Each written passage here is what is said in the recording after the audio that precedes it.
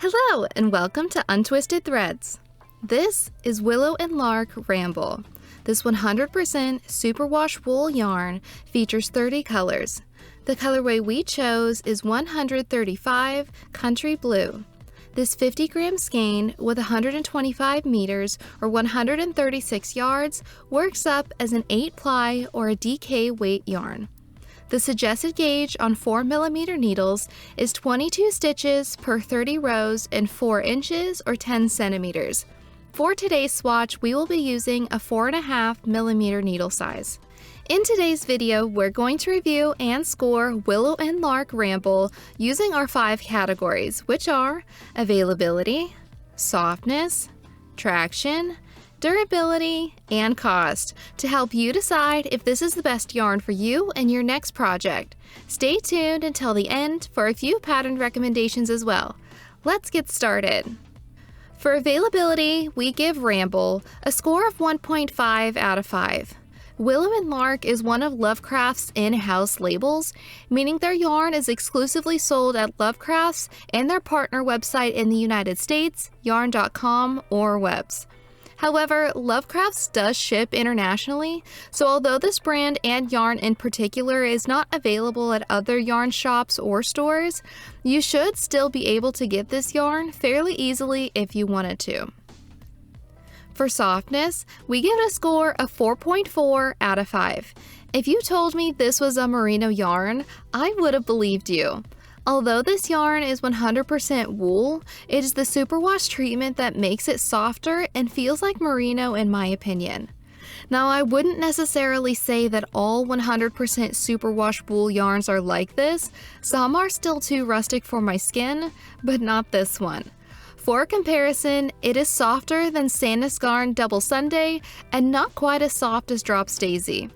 I would say it's pretty comparable to Cascade Heritage, in which all 3 of the yarns we just mentioned are in fact merino yarns, and this one is not. So hopefully that gives you a better idea when I say that this superwash wool is a nice and soft one. Since the label or website doesn't list the origin or type of wool used in this yarn, I can't say for certain what its micron count is. However, like its comparisons, it seems to me like it's around a 21 or a 22 micron count, like a merino typically is. So the original wool was probably fairly soft and not too rustic, and then the superwash treatment just made it that much softer. In terms of warmth and breathability, you'll be happy to hear that wool is one of the most breathable and common fibers for garments and will actively react to the changes in a body's temperature. For traction, we give it a score of 4.5 out of 5. I love yarns like this where it is twisted and not round, bouncy, and shiny. The construction or spin of this yarn didn't give me too much worry. It features a high twist with little to no stray fibers.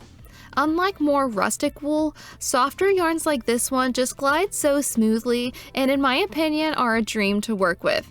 You won't have to worry about it slowing you down by sticking to your needles or other fibers.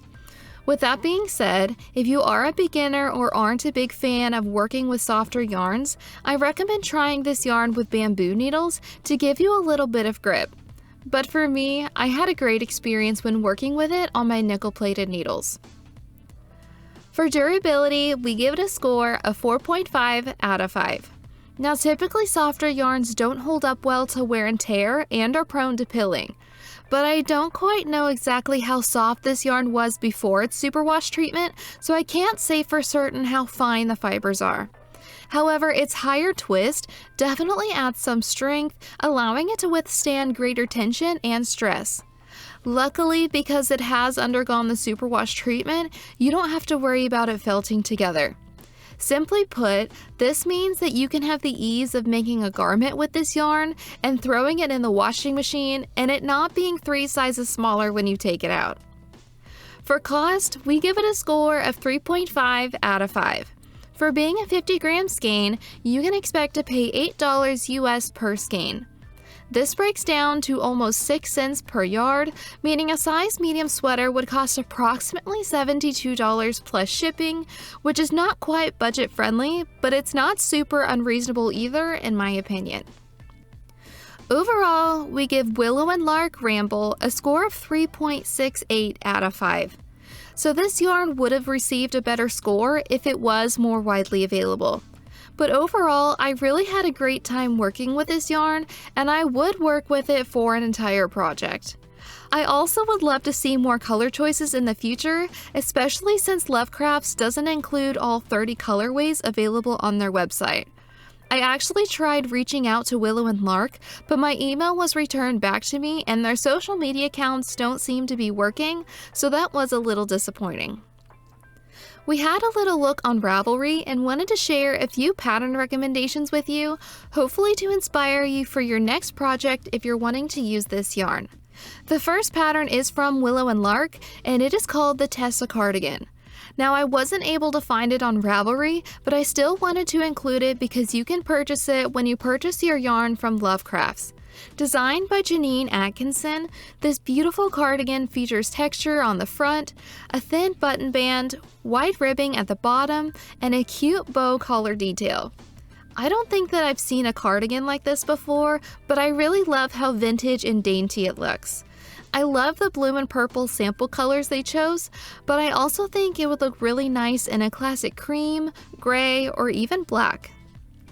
The next pattern is also from Willow and Lark, and it is called the Victoria Jumper. Designed with Ramble in mind, this turtleneck was designed to be a wide and comfortable fit.